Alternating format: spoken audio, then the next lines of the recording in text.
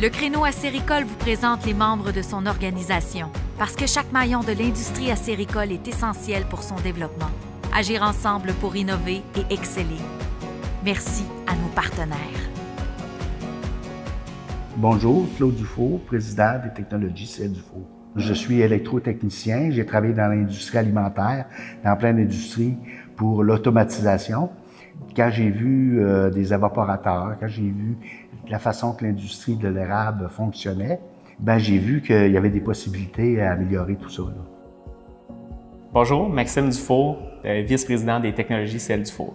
On a commencé par un évaporateur qui est sous vide, qui ne caramélise pas le sirop.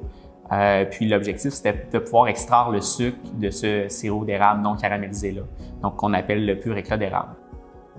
L'objectif des technologies CL Dufault, c'est d'utiliser les nouvelles technologies ou les technologies qui sont existantes depuis des années dans l'industrie alimentaire en général, puis l'implémenter dans l'acériculture simplement, puis devenir des outils supplémentaires aux acériculteurs par le fait des technologies actuelles.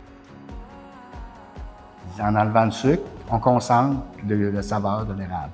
Il y a beaucoup d'industriels en alimentaire qui se font reprocher le taux de sucre dans leur pâtisserie, par exemple. À ce moment-là, il y aurait le bon goût de l'érable sans le taux de sucre qui vient avec. Là. On sépare les deux éléments, qui est l'évaporation de la caramélisation, puis on contrôle les deux à la perfection. C'est ça l'avantage d'aller vers des technologies un peu plus de pointe. En divisant les deux parties, c'est qu'on contrôle mieux chacune d'elles indépendamment. Sous vide, on évapore exactement le volume d'eau qu'on veut. Ça permet un contrôle parfait de l'évaporation.